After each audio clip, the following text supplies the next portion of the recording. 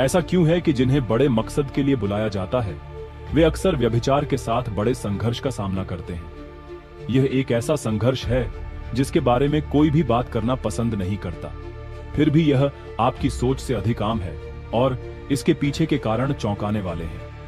यदि आप व्यभिचार की इस लड़ाई से लड़ रहे हैं तो आप अकेले नहीं हैं। इसके पीछे बाइबल का बहुत गहरा भेद है। आइए इस छिपे हुए संघर्ष के पीछे की सच्चाई को जानें। बाइबल में कुछ सबसे अभिषिक्त लोगों ने भयानक व्यभिचार का सामना किया। राजा दाऊद के बारे में सोचे, जो परमेश्वर के दिल के अनुसार चलने वाला आदमी था, फिर भी वह बतशेबा के साथ व्यभिचार में गिर गया। और शिमशोन के बारे में सोचे, जिसको परमेश्वर ने चुना और अपनी ताकत से उसे भर दिया था, फिर भी व्यभिचार उसकी ताकत के ऊपर भारी पड़ा। आज भी परमेश्वर द्वारा चुने गए लोग इस संघर्ष से आजाद नहीं हैं, लेकिन क्यों? व्यभिचार उन लोगों को क्यों निशाना बनाता है जिनको परमेश्वर ने बड़े कामों के लिए चुना है? यह सिर्फ इंसान की कमजोरी के बारे में नहीं है, यह एक आत्मिक लड़ाई है और दुश्मन को अच्छे से पता है कि किसे निशाना बनाना है। बाइबल यह बताती है कि आत्मिक युद्ध सच में होता है। इफिसियों 6:12 में यह लिखा है, क्योंकि हमारा यह युद्ध लहू और मांस से नहीं, परंतु प्रधानों से और अधिकारियों से और इस अंधकार के संसार के हाकिमों से और उस दुष्टता की आत्मिक सेनाओं से है जो आकाश में है।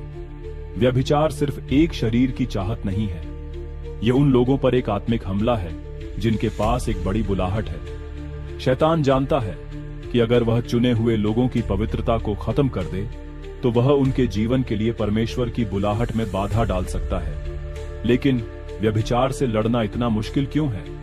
जानिए, यह 5 चौंका देने वाले कारण। पहला, आत्मिक आराम व्यभिचार को और मजबूत बनाता है। आत्मिक रूप से मजबूत होने का मतलब अक्सर सिर्फ परमेश्वर की उपस्थिति के बारे में ही नहीं है, बल्कि दुश्मन की चालों के बारे में जागरूक होना भी होता है। व्यभिचार एक शक्तिशाली हथियार है जिसका इस्तेमाल शैतान उन लोगों को भरमाने और कमजोर करने के लिए करता है जिनके पास परमेश्वर की बड़ी बुलाहट होती है। चुने हुए लोग अक्सर ज्यादा जल्दी व्यभिचार में फंस जाते हैं, क्योंकि शैतान जानता है कि अगर वह उन्हें व्यभिचार में फंसा दे तो वह उनकी आत्मिक दौड़ को धीमा या पटरी से उतार भी सकता है। दूसरा, अकेलापन अनदेखी लड़ाइयों की ओर ले जाता है। चुने हुए लोग अक्सर एक ऐसे रास्ते पर चलते हुए अलग थलग पड़ जाते हैं जिसे बहुत कम लोग समझते हैं, जबकि यह अकेलापन एक आशीर्वाद भी हो सकता है, लेकिन यह खतरनाक मुश्किलें भी पैदा कर सकता है। बिना परमेश्वर के साथ गहरे आत्मिक संबंधों के व्यभिचार एक निजी संघर्ष बन जाता है। इस लड़ाई को छुपाने से इसको खत्म करना मुश्किल हो जाता है, जिससे कई चुने हुए लोग चुपचाप दुखी होते रहते हैं। तीसरा, बड़ी बुलाहट अक्सर बड़े हमलों को आकर्षित करती है। व्यभिचार सिर्फ एक आम लड़ाई नहीं है, यह एक आत्मिक हमला है जो चुने हुए लोगों के जीवन को खतरे में डाल सकता है। शैतान लोगों को भरमाने, थकाने और परमेश्वर से दूर रखने के लिए तैयार रहता है। कई महान पास्टर, प्रॉफिट्स और आत्मिक योद्धा गिर गए क्योंकि उन्होंने व्यभिचार की शक्ति को कमजोर समझा था। शैतान व्यभिचार को एक निरंतर जाल के रूप में इस्तेमाल करता है, यह जानते हुए कि सबसे मजबूत आत्मिक योद्धा भी अपने ही शरीर के द्वारा हार सकता है। चौथा, दिल का टूटना व्यभिचार के लिए दरवाजा खोल देता है। कई चुने हुए लोग गहरे इमोशनल घाव, रिजेक्शन और अतीत के टूटे दिल को लेकर चलते हैं। ये खाली घाव व्यभिचार के लिए खुले दरवाजे बन सकते हैं। जब कोई व्यक्ति इमोशनली कमजोर होता है तब शैतान व्यभिचार को एक झूठे आराम के रूप में पेश करता है। शैतान व्यभिचार को एक झूठे आराम और खालीपन को भरने के लिए एक नकली रिश्ते के रूप में प्रस्तुत करता है, अंदरूनी हीलिंग के बिना। व्यभिचार एक बार बार हमला करने वाला हथियार बन जाता है जो पाप और शर्म की एक दीवार बनाता है जिसे तोड़ना मुश्किल हो जाता है।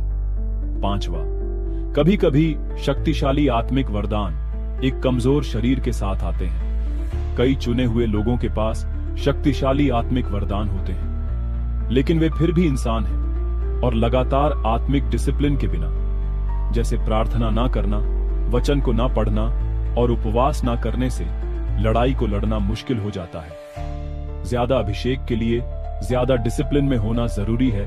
अपनी आत्मा को मजबूत किए बिना चुने हुए लोग आसानी से खुद को व्यभिचार के विचारों और कामों में अपने आप को गिरते हुए पा सकते हैं। व्यभिचार एक ऐसी लड़ाई है जिसका सामना कई चुने हुए लोग गुप्त रूप से करते रहते हैं, लेकिन जीत हो सकती है। आत्मिक डिसिप्लिन के द्वारा वे इस लड़ाई को जीत सकते हैं और अपने आत्मिक रास्ते में चलना जारी रख सकते हैं। शैतान का काम आपको उलझाए रखना है, लेकिन परमेश्वर की शक्ति हमेशा शैतान से अधिक होती है। सवाल यह है कि आप लड़ेंगे या हार मान लेंगे।